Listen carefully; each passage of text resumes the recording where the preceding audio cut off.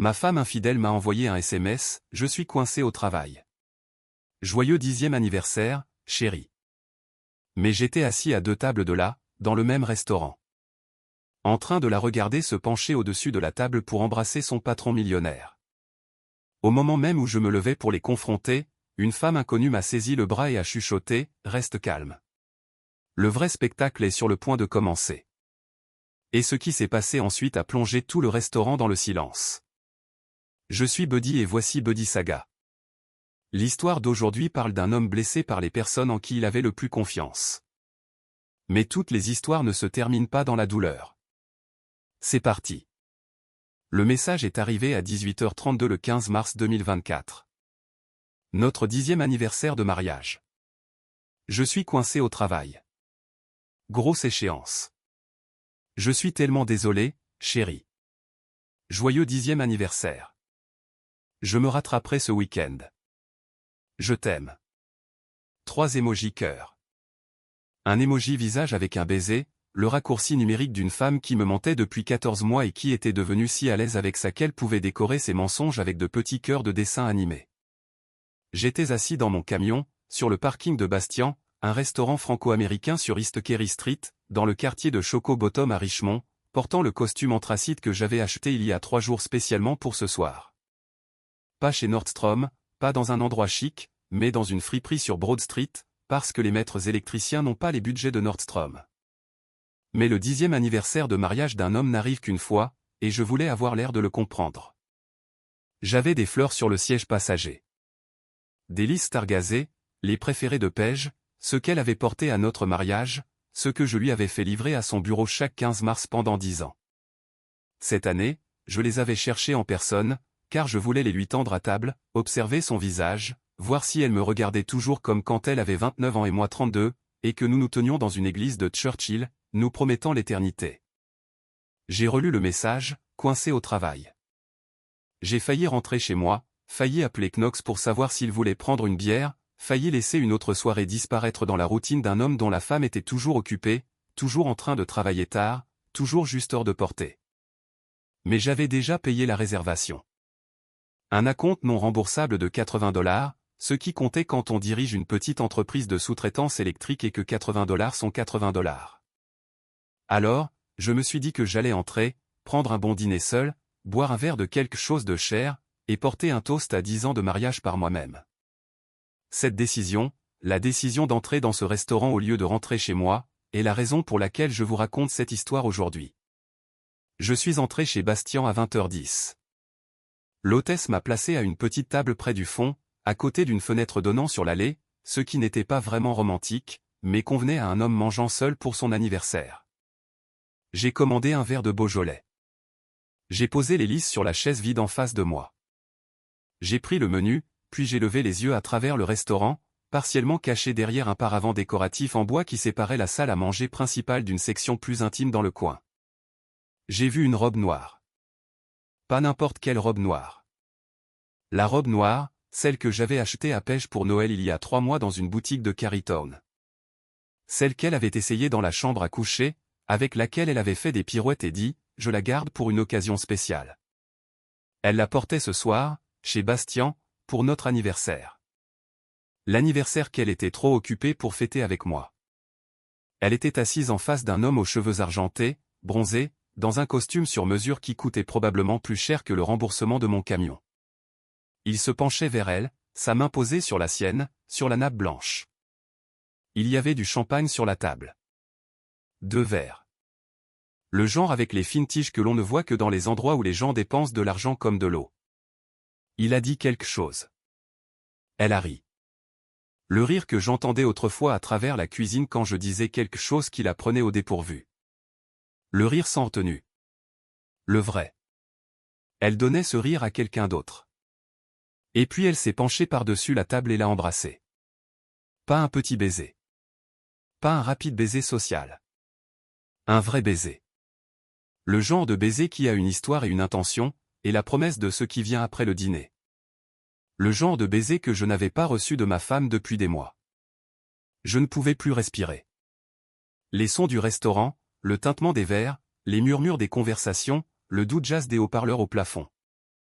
Tout cela s'est effondré en un seul son aigu, comme le bruit d'un fil juste avant qu'il ne se rompe. Mes mains ont agrippé le bord de la table si fort que mes jointures sont devenues blanches. Ma vision s'est rétrécie, jusqu'à ce que je ne vois plus que cette robe noire, ses cheveux argentés, ce baiser. Je me suis levé. J'allais aller là-bas. J'allais prendre cette table et la renverser. J'allais regarder ma femme, le jour de notre 10e anniversaire de mariage, et lui demander comment se passait son délai. J'allais faire une scène que chaque personne dans ce restaurant se souviendrait pour le reste de sa vie. J'ai fait 2 pas avant qu'une main ne se referme sur mon avant-bras. Asseyez-vous. La voix était basse, féminine, calme, d'une manière que certaines personnes sont calmes. Pas détendue, mais contrôlée. Le calme d'une personne qui s'est entraînée à rester stable dans des situations où d'autres craquent. Je me suis retourné. Une femme que je n'avais jamais vue auparavant se tenait à côté de ma table. Fin de la quarantaine, cheveux foncés tirés en arrière, blazer marine sur une blouse blanche, aucun bijou, sauf une montre qui semblait fonctionnelle plutôt que décorative. Elle avait la posture de quelqu'un qui avait passé des années à se tenir dans des pièces où se tenir correctement importait. Force de l'ordre, militaire, quelque chose qui exigeait que le corps soit un outil, pas une décoration. Lâche mon bras. Assieds-toi d'abord. Madame, je ne sais pas qui vous êtes, mais ma femme est là-bas, en train d'embrasser un autre homme, et je vais faire la plus grosse erreur de votre vie. Elle n'a pas élevé la voix, n'a pas serré sa prise, elle m'a juste regardé avec des yeux gris qui étaient absolument parfaitement immobiles. Je sais qui est cet homme. Je sais qui est votre femme. Je sais ce qui se passe à cette table. Et j'ai besoin que vous vous asseyiez, car le vrai spectacle est sur le point de commencer. Quelque chose dans sa voix m'a arrêté. Pas les mots, la certitude derrière eux. Cette femme ne devinait pas. Elle n'improvisait pas. Elle savait quelque chose que je ne savais pas, et ce savoir était assez solide pour que je puisse le sentir. De la même manière que vous pouvez sentir la différence entre un mur porteur et une simple cloison. Je me suis assis. Elle s'est assise en face de moi, sur la chaise de Page, à côté d'Élise de Page. Je m'appelle Vivian Haye. Je suis détective privé. Elle a fouillé dans son blazer et a sorti une carte de visite, la faisant glisser sur la table avec 2 doigts. J'ai été engagé il y a 3 mois par une femme nommée Marguerite Rilan. Ce nom vous dit-il quelque chose? Non. Ça vous le dira. Marguerite Rilan est la 2e ex-femme de l'homme que votre femme est en train d'embrasser. Il s'appelle Sterling Mersey. Il est le PDG de Mersey Capital, où travaille votre femme, et leur liaison est sur le point de lui coûter 5 millions de dollars. Je la fixais. De l'autre côté du restaurant, le serveur apportait à Page et Sterling une 2e bouteille de champagne. Mes listes d'anniversaire se fanaient sur la chaise à côté de moi, et une détective privée me disait que la destruction de mon mariage était une intrigue secondaire dans l'histoire de vengeance de quelqu'un d'autre. Je vais avoir besoin que vous m'expliquiez cela, dis-je. Je le ferai, mais j'ai d'abord besoin de quelque chose de votre part. Quoi? De la patience. 30 minutes. Ne les approchez pas. Ne les confrontez pas. Ne leur faites pas savoir que vous êtes ici. J'ai un collègue dehors avec une caméra et un autre à l'hôtel Jefferson où Monsieur Mersey a une réservation permanente dans la chambre 412. Si vous faites exploser ça maintenant, dans ce restaurant, vous aurez une dispute et une scène. Si vous attendez, vous obtiendrez tout. Tout, ça veut dire quoi? Des preuves, un avantage, la vérité sur votre femme qui va bien au-delà de l'homme qu'elle embrasse en ce moment. Elle a jeté un coup d'œil au bar. Commandez un autre verre de vin. Respirez et laissez-moi vous raconter ce que j'ai découvert. J'ai commandé le vin. J'ai respiré et Vivian Haye m'a raconté une histoire qui a fait que le champagne de l'autre côté du restaurant a eu un goût de poison dans mon imagination. Sterling Mersey a 52 ans. Il a fondé Mersey Capital en 2006 avec l'argent de sa famille. Une vieille fortune de Virginie, le genre qui vient avec des portraits dans les couloirs et des bâtiments portant votre nom. Il vaut environ 40 millions de dollars. Il a été divorcé 2 fois. Son premier mariage s'est terminé en 2012. Sans histoire. Pas d'enfant. Son deuxième mariage, avec ma cliente Marguerite Rilan, a pris fin en 2021. Pourquoi a-t-il pris fin? Parce que Marguerite a découvert que Sterling avait une liaison avec son assistante exécutive, une femme nommée Élise Corwin. J'ai senti quelque chose bouger dans ma poitrine. Assistante exécutive. Élise a travaillé pour Sterling pendant 4 ans. La liaison a duré environ 2 de ces années.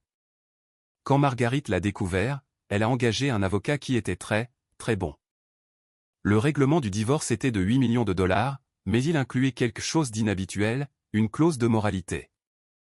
Qu'est-ce qu'une clause de moralité? Une disposition contractuelle stipulant que si Sterling s'engageait dans une autre liaison sur le lieu de travail dans les 5 ans suivant le divorce, il devrait à Marguerite une pénalité supplémentaire de 5 millions de dollars. Est-ce exécutoire? En Virginie, les clauses de moralité dans les règlements de divorce sont exécutoires si elles sont spécifiques et acceptées par les deux parties. L'avocat de Sterling lui a conseillé de ne pas la signer.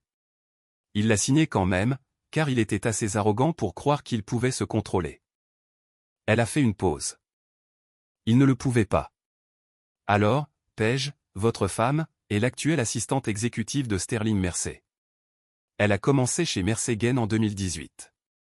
Selon ma surveillance, l'affaire a commencé il y a environ 14 mois, en janvier 2023.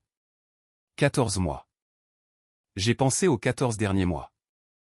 Les nuits tardives, les urgences au travail, les nouveaux vêtements qui apparaissaient dans le placard, des choses chères qui ne correspondaient pas à son salaire, la distance au lit, les conversations qui ne menaient nulle part. La sensation de dormir à côté d'une femme qui était déjà ailleurs dans son esprit. 14 mois de mensonges. Et j'avais cru chacun d'entre eux. Il y a plus, dit Vivian. Et c'est la partie qui vous concerne directement. Elle fouilla à nouveau dans son blazer et en sortit une feuille de papier pliée, un relevé bancaire. Elle le fit glisser sur la table. Pendant mon enquête sur Sterling, mon équipe légale a découvert que votre femme recevait des paiements au-delà de son salaire, environ 15 000 $ par mois, déposés sur un compte personnel à la Virginia National Bank au seul nom de Paige Sable.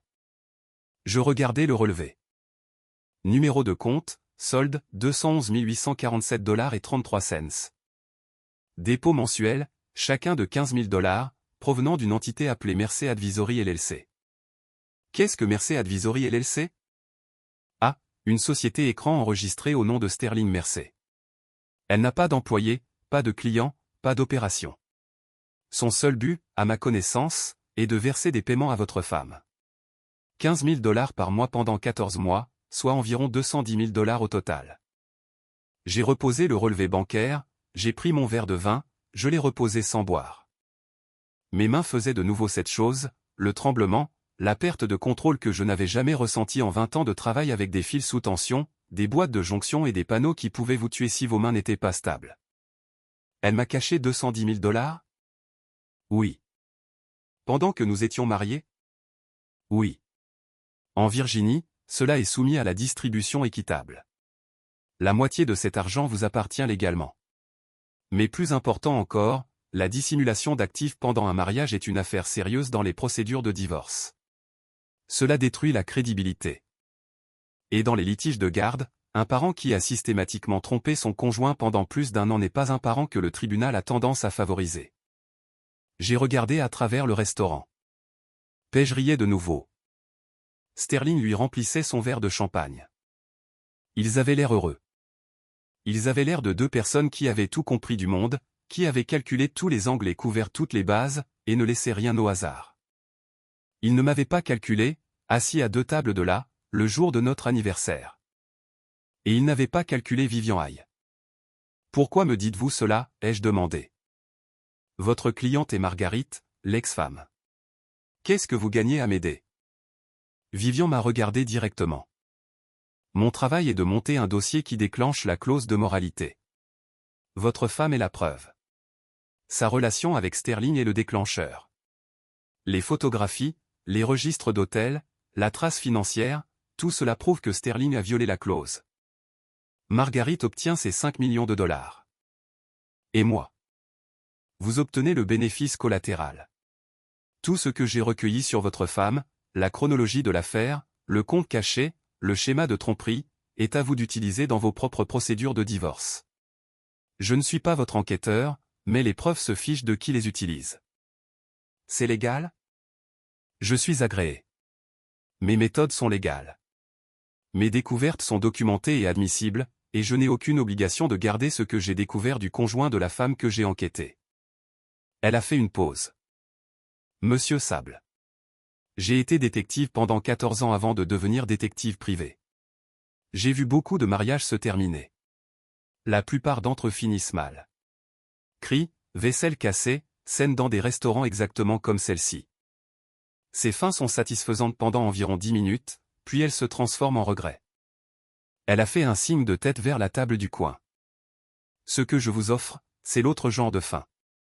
Le genre qui est calme, calculé et dévastateur. Le genre où vous sortez de ce restaurant ce soir sans dire un mot et 6 mois plus tard, la femme qui vous a menti le jour de votre anniversaire est assise dans une salle d'audience. Regardant tout ce qu'elle a construit sur votre confiance s'effondrer autour d'elle. Je suis resté assis là longtemps. Le jazz jouait. Le restaurant murmurait. Ma femme buvait du champagne avec un homme qui lui avait versé 210 000 $ pour me trahir. Et j'ai pris une décision. Dites-moi quoi faire. Rentrez chez vous. Embrassez vos enfants pour la nuit. Agissez normalement. Demain, appelez un avocat. Je vous enverrai mon dossier complet, les photographies, les relevés d'hôtel, l'analyse financière. Votre avocat saura quoi en faire. Et ce soir, ils vont quitter ce restaurant et aller à cet hôtel. Oui. Et mon collègue documentera chaque instant. Des photos horodatées, une vidéo de leur entrée et sortie, le reçu de carte de crédit pour la chambre. Demain matin, j'aurai un dossier de preuves qu'aucun juge de Virginie n'ignorera. J'ai regardé les lisses sur la chaise. Des lisses targazées, ce qu'elle avait porté à notre mariage. Je les avais achetées pour une femme qui n'existait plus. Peut-être qu'elle n'avait jamais existé. Peut-être que la femme qui m'avait promis l'éternité dans cette église de Churchill était déjà quelqu'un d'autre. Quelqu'un que je ne pouvais pas voir, car l'amour est un bandeau que nous nous mettons nous-mêmes. Je me suis levé, j'ai laissé de l'argent sur la table pour le vin, j'ai pris les fleurs. Monsieur Sable, dit Vivien. Je me suis retourné. Joyeux anniversaire. Ce n'était pas cruel. Ce n'était pas sarcastique. C'était la reconnaissance tranquille d'une femme qui avait passé 14 ans en tant que flic et 10 ans en tant que détective privé, à voir la vie des gens se démanteler. Et qui savait que parfois la seule chose que l'on puisse offrir à quelqu'un est la vérité, même quand la vérité est un couteau. Je suis sorti de Bastion à 21h07, traversant la salle à manger principale, passant le bar, le comptoir d'accueil, et sortant par la porte d'entrée dans la nuit de mars. Je n'ai pas regardé la table du coin. Je n'ai pas regardé Paige. Je n'ai pas regardé la robe noire que je lui avais achetée, ni le champagne que je n'avais pas payé, ni l'homme dont la main était sur la main de ma femme, la nuit qui était censée être la nôtre. Je suis monté dans mon camion, j'ai posé les lisses sur le siège passager, j'ai démarré le moteur et je suis rentré chez moi. Rylan et Odette dormaient. La babysitter, une lycéenne du quartier, regardait quelque chose sur son téléphone dans le salon. Je l'ai payé, les remercié, et j'ai fermé la porte à clé derrière elle. Puis je suis monté à l'étage et je me suis tenu devant la porte de la chambre de mes enfants. Rylan, 7 ans, était étalé sur son lit comme dorment les garçons de 7 ans, chaque membre pointant dans une direction différente, comme s'il était tombé d'une certaine hauteur. Sa bouche était ouverte. Son gant de baseball était sur la table de nuit, car il dormait avec depuis que je l'avais entraîné à son premier match à l'automne. Odette avait 4 ans, recroquevillée avec son lapin en peluche, son pouce suspendu près de sa bouche, une habitude qu'elle essayait de perdre, mais à laquelle elle revenait dans son sommeil, quand l'effort conscient se relâchait. Ses cheveux étaient emmêlés. Il faudrait les brosser le matin, et elle se battrait, et je serais patient, et nous nous en sortirions, comme nous nous en sortions toujours ensemble. Je suis resté là pendant 20 minutes, regardant mes enfants respirer, pensant à la femme que j'avais épousée et à l'homme avec qui elle était, et aux 210 000 $ qu'elle m'avait cachés, et aux 14 mois de mensonges que j'avais pris pour un mariage traversant une mauvaise passe. Je n'ai pas pleuré. J'en avais envie, mais les larmes ne venaient pas. Quelque chose de plus dur que les larmes s'était formé dans ma poitrine. Quelque chose forgé dans les 10 secondes entre le moment où j'ai vu le baiser et où j'ai senti la main de Vivien sur mon bras. Pas de rage, pas de chagrin, mais de la résolution. La certitude structurelle et froide que j'allais démanteler le mensonge que ma femme avait construit. Pas avec du bruit, pas avec une scène dans un restaurant, mais avec la précision méthodique d'un homme qui a passé sa vie à câbler des bâtiments pour que les lumières restent allumées. Les lumières allaient s'éteindre pour Paige. Laissez-moi vous dire qui je suis, car ce que Paige m'a fait n'a de sens que si vous comprenez à qui elle l'a fait. Je m'appelle Aldric Sable. Je suis né en 1980 à Churchill, Richmond, l'un des plus anciens quartiers de Virginie, le genre d'endroit où les maisons penchent et les porches s'affaissent, et où les gens à l'intérieur sont plus solides que l'architecture. Ma mère, de là, nous a élevés, mes 2 frères et moi, seuls. Elle était postière, 31 ans, portant le courrier dans les rues de Churchill, sous la chaleur estivale et la glace hivernale, et l'occasionnel chien qui pensait que sa cheville ressemblait à un déjeuner. Elle gagnait 38 000 $ par an à son apogée. Elle ne se plaignait jamais. Elle ne prenait jamais de jours de maladie. Elle ne nous laissait jamais voir sa lutte, ce qui signifiait qu'elle luttait toujours. Je suis devenu électricien parce que l'électricité avait un sens pour moi que l'école n'avait pas, la logique des circuits, la prévisibilité du courant, la satisfaction de faire fonctionner quelque chose qui ne fonctionnait pas avant. J'ai obtenu ma licence de compagnon à 23 ans, ma licence de maître à 27 ans, et en 2009, à 29 ans, j'ai créé Sable Électrique avec une camionnette, un ensemble d'outils et un prêt de 12 000 $ d'une coopérative de crédit de Churchill qui n'aurait probablement pas dû l'approuver. Mais qui l'a fait parce que l'agent de crédit connaissait ma mère et a pensé que toute femme qui portait le courrier pendant 30 ans avait probablement élevé un fils qui payait ses dettes. Elle avait raison. J'ai remboursé le prêt en 18 mois. En 2024, Sable Électrique comptait 8 employés, 2 camionnettes de service, des contrats avec 3 sociétés de gestion immobilière, et une réputation à travers Richmond pour arriver à l'heure, faire le travail correctement, et ne pas facturer les choses que nous ne faisions pas. Revenus, environ 110 000 $ pour moi après dépenses et salaires.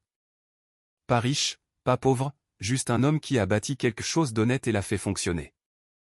J'ai rencontré Paige Langford en 2012 lors d'un barbecue chez un ami dans le quartier de Fan. Elle avait 29 ans, travaillait comme assistante administrative dans un cabinet d'avocats, économisant pour un programme de certification. J'avais 32 ans, cela faisait 3 ans que je construisais Sable Électrique, je portais un polo avec une petite brûlure électrique près du col car je venais directement d'un chantier et n'avais pas eu le temps de me changer. La brûlure ne l'a pas dérangée. Elle a dit que ça me donnait l'air de quelqu'un qui travaillait vraiment pour gagner sa vie, ce qu'elle trouvait rafraîchissant après avoir passé ses journées entourée d'avocats qui pensaient que le travail physique était quelque chose qui arrivait aux autres. Nous nous sommes fréquentés pendant 2 ans, mariés le 15 mars 2014 à l'église Saint-Patrick de Churchill. Petite cérémonie, 70 invités, une réception à la salle VFW où le cousin de Knox jouait de la guitare. Ma mère a fait la salade de pommes de terre. Les parents de Paige sont venus de Roanoke et semblaient prudemment ravis que leur fille épouse un homme qui possédait une entreprise, même si cette entreprise impliquait des vides sanitaires et des boîtes de jonction. Pendant 8 ans, c'était bien. Pas spectaculaire, réel. Le genre de mariage où l'on se dispute à propos du lave-vaisselle et où l'on se réconcilie avant de dormir, et où l'on se rend au match de football de ses enfants le samedi matin avec du café dans un mug de voyage. Et la compréhension silencieuse que tout cela, c'est ce pourquoi vous vous êtes engagé. Rylan est né en juillet 2016. Odette en septembre 2019. La maison sur Montrose Avenue, 3 chambres, avait besoin d'être recablée quand nous l'avons achetée, ce que j'ai fait moi-même en 6 week-ends, car c'est ce que font les électriciens. Ils réparent ce qui est cassé, même quand c'est le leur. Paige a commencé chez Mercegen Capital en 2018. C'était une promotion par rapport au cabinet d'avocats. Meilleur salaire, meilleur titre, avantage. Elle était excitée. Elle parlait de Sterling Mercer comme d'un personnage de roman. Ce personnage plus grand que nature qui dirigeait un fonds de 200 millions de $, portait des costumes sur mesure et avait un bureau d'angle avec vue sur la James River. J'étais heureux pour elle. Je n'ai pas remarqué que l'admiration dans sa voix devenait lentement autre chose. La distance a commencé fin 2022. Progressivement, comme la distance commence toujours. Elle travaillait plus tard, rentrait fatiguée, était moins intéressée par les petites conversations qui maintiennent un mariage, comment s'est passée ta journée? Qu'ont fait les enfants? J'ai vu ça et ça m'a fait penser à toi. Ces conversations sont devenues plus courtes, puis moins fréquentes, puis ont cessé entièrement. Nous parlions toujours. Nous ne disions juste rien. J'ai cru que c'était le travail. J'ai cru que c'était le stress. J'ai cru que c'était l'érosion ordinaire que chaque mariage traverse au milieu de sa vie, lorsque la romance s'estompe et que la routine s'installe, et que vous devez décider si vous voulez vous battre pour cela ou le laisser dériver. J'ai choisi de me battre. J'ai organisé le dîner d'anniversaire. J'ai acheté le costume. J'ai récupéré les lisses. J'ai fait la réservation chez Bastion parce que Paige avait mentionné une fois, il y a des mois, qu'elle avait entendu dire que c'était romantique, et j'avais classé cette information comme je classe tout, soigneusement, pour une utilisation future. Elle l'avait classé aussi, pour un autre dîner avec un autre homme. Le matin après le restaurant, j'ai appelé Boone Tajer.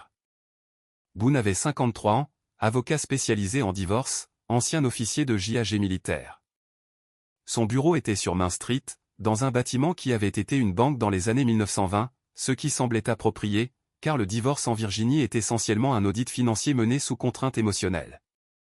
Expliquez-moi tout, dit Boone, en versant du café d'une cafetière qui semblait avoir été en service depuis la guerre froide. Je lui ai tout raconté. L'anniversaire, le SMS, le restaurant, Vivian High, Sterling Mercé, la clause de moralité, le compte caché, les 210 000 $. Boone a écouté sans m'interrompre. Quand j'ai eu fini, il a posé son café et a dit « Comment vous sentez-vous » Comme si j'avais câblé une maison pendant 10 ans, et que quelqu'un venait de me dire que tout était sur le mauvais circuit. C'est à peu près ça. Il a ouvert un bloc-notes légal. Voici ce que nous allons faire. La Virginie est un État où le divorce est basé sur la faute. L'adultère est un motif, et vous avez des preuves de qualité professionnelle. Le compte caché est une dissimulation de biens matrimoniaux, ce qui va détruire sa crédibilité en matière de distribution équitable. Et le fait que l'argent provienne de son patron, l'homme avec qui elle couche, structuré via une société écran pour éviter la détection. Ce n'est pas seulement de la tromperie, Aldrich. C'est une conspiration entre votre femme et son employeur pour vous frauder. Et la garde ? Un parent qui a systématiquement menti à son conjoint pendant 14 mois, dissimulé 210 000 $ et mené une liaison avec son patron n'est pas un parent que le tribunal verra d'un bon œil. Je vais demander la garde principale pour vous. Et d'après ce que vous me dites, je pense que nous l'obtiendrons. Et Sterling ? Sterling est le problème de Marguerite Ryland. Et d'après la clause de moralité, il est sur le point d'en avoir un très cher. Mais son implication avec votre femme, les paiements, la société écran, la chambre d'hôtel, tout cela fait partie de notre dossier. Le juge verra le tableau complet. Combien de temps ?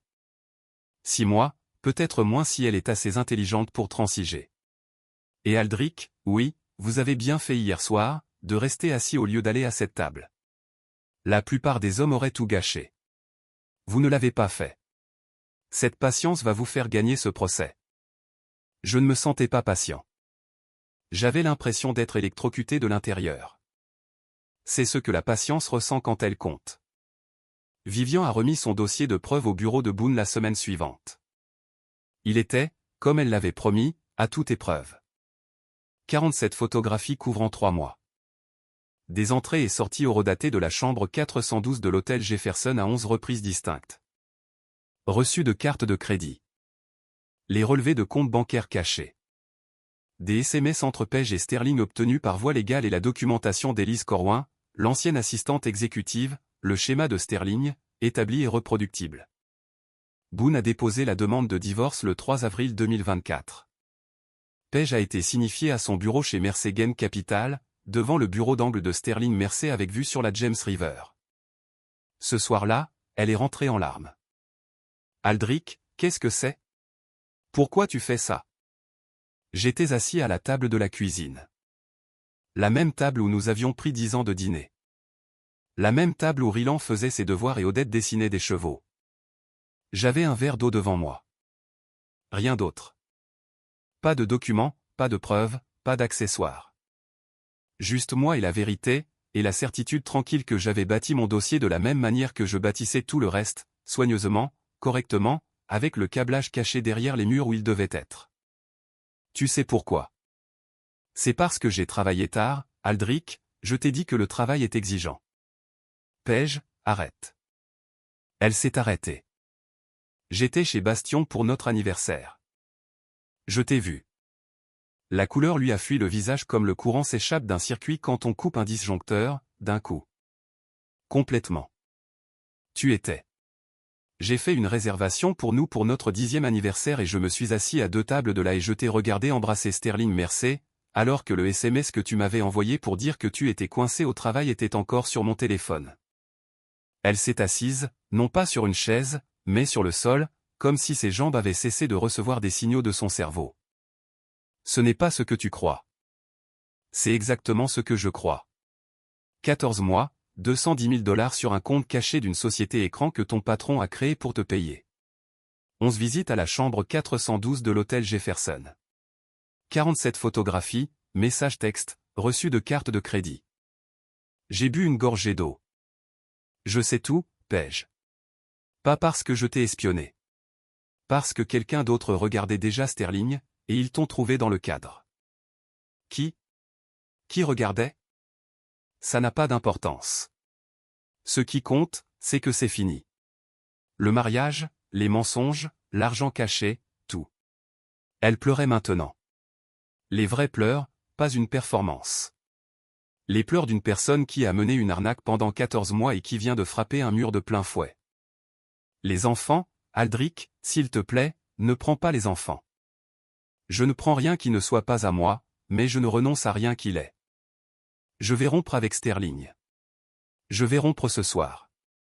Nous pouvons aller en thérapie. Nous pouvons. Tu as porté la robe que je t'ai achetée pour Noël au dîner avec un autre homme, le jour de notre anniversaire. Tu m'as envoyé un SMS avec des émojis cœur pendant que tu étais assise en face de lui. Tu m'as caché 210 000 $ sur un compte dont je ne connaissais pas l'existence. J'ai posé le verre. La thérapie ne répare pas ça, Paige. Rien ne répare ça. Elle est restée assise sur le sol pendant longtemps. J'ai quitté la cuisine, je suis monté à l'étage, j'ai vérifié les enfants, j'ai fermé leur porte pour qu'ils n'entendent pas leur mère pleurer. Ce fut la dernière vraie conversation de mon mariage. Le divorce a duré 5 mois. Boone était méthodique, implacable, le genre d'avocat qui bâtissait les dossiers comme je bâtissais les câblages.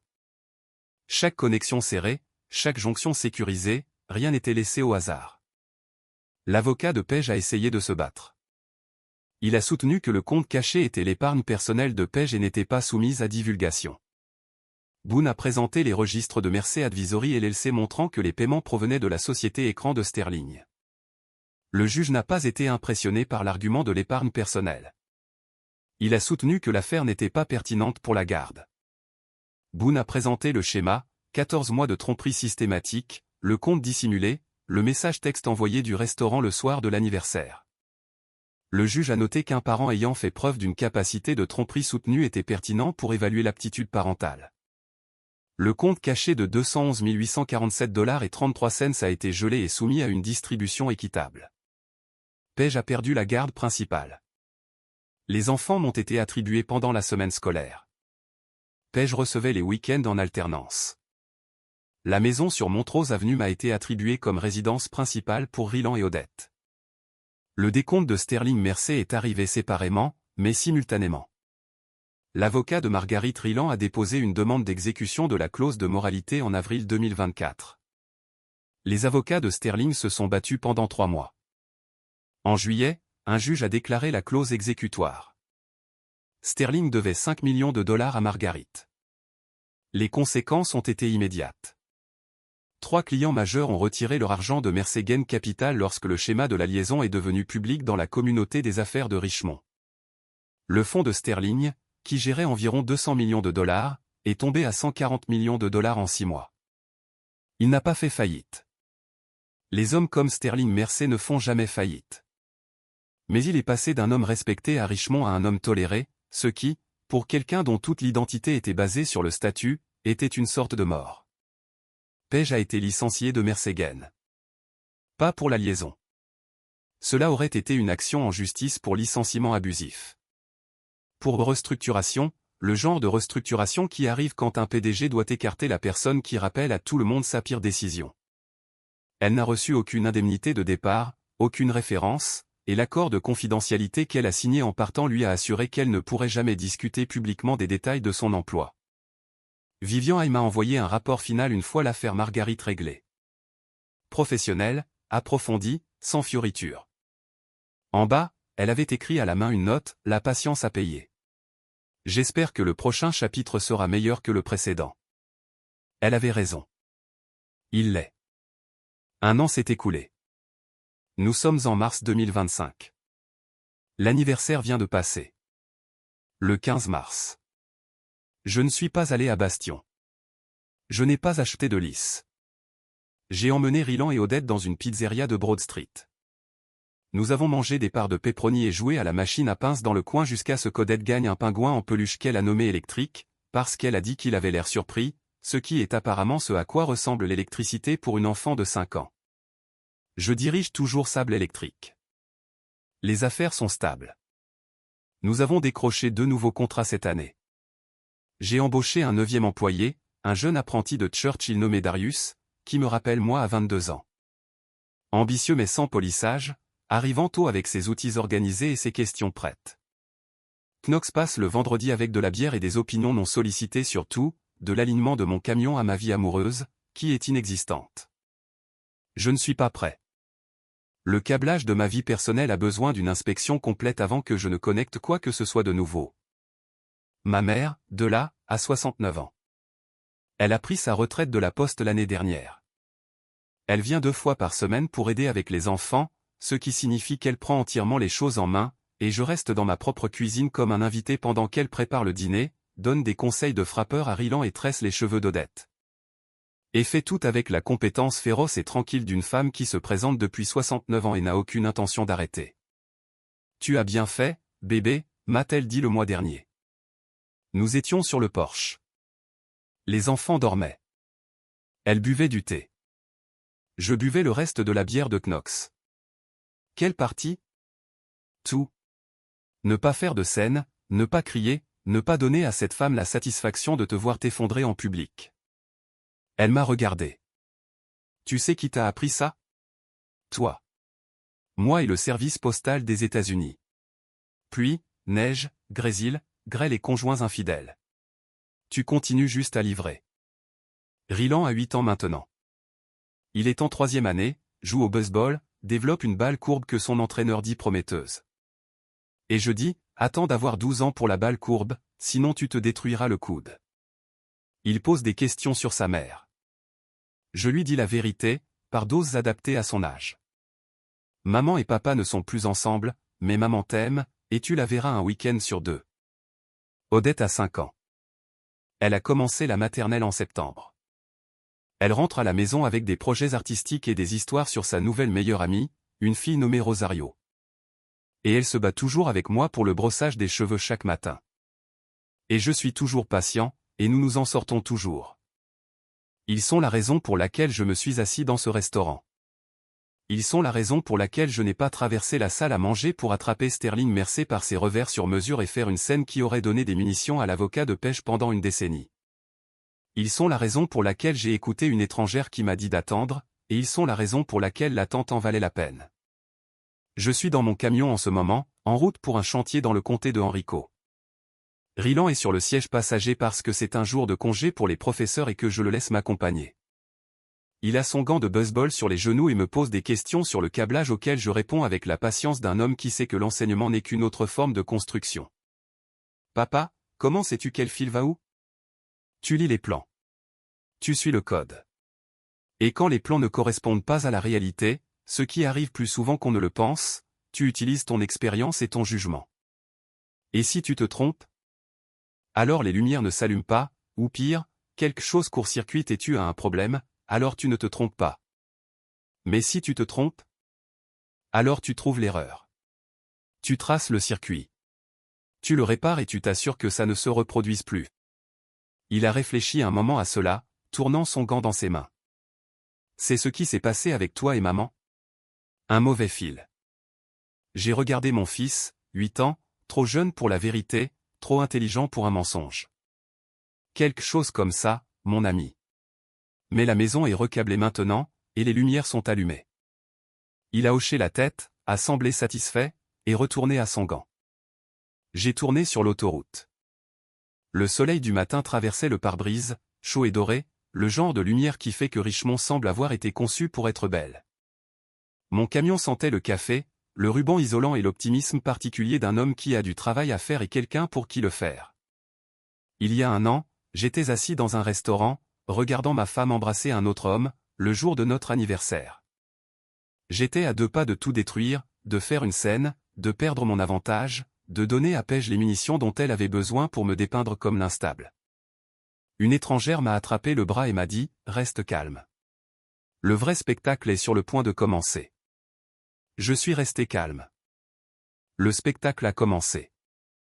Et quand il fut terminé, les lumières s'éteignirent pour tous ceux qui opéraient dans l'obscurité. Mais les miennes restèrent allumées. Elles le font toujours. Maintenant, je veux vous demander quelque chose. Que feriez-vous si vous étiez assis à 2 tables de votre conjoint, le jour de votre anniversaire de mariage, en le regardant embrasser quelqu'un d'autre? Le confronteriez-vous? Renverseriez-vous la table et feriez-vous une scène dont chaque personne dans ce restaurant se souviendrait? Ou vous assoiriez-vous, écouteriez-vous l'inconnu, et laisseriez-vous la patience faire ce que la colère n'a jamais pu? Et voici la question plus profonde. Avez-vous déjà découvert une trahison si complète qu'elle a changé votre façon de voir la personne que vous aimiez le plus? Pas seulement la liaison, pas seulement le mensonge, mais toute l'architecture de la tromperie, l'argent caché, les excuses répétées, les SMS avec des émojis de cœur envoyés de la table où ils étaient assis avec quelqu'un d'autre. Avez-vous vécu cela? Et comment avez-vous survécu? Laissez votre réponse dans les commentaires. Je lis chacun d'entre eux. Si cette histoire vous a touché en plein cœur, appuyez sur le bouton j'aime. Partagez-la avec quelqu'un qui a besoin de l'entendre. Surtout ceux qui sont assis dans un restaurant en ce moment, au sens figuré ou littéral, regardant quelque chose qu'ils ne veulent pas voir et se demandant quoi faire ensuite. Restez calme. Le vrai spectacle est sur le point de commencer. Commentez vos réflexions ci-dessous et abonnez-vous à la chaîne pour ne jamais manquer une autre histoire.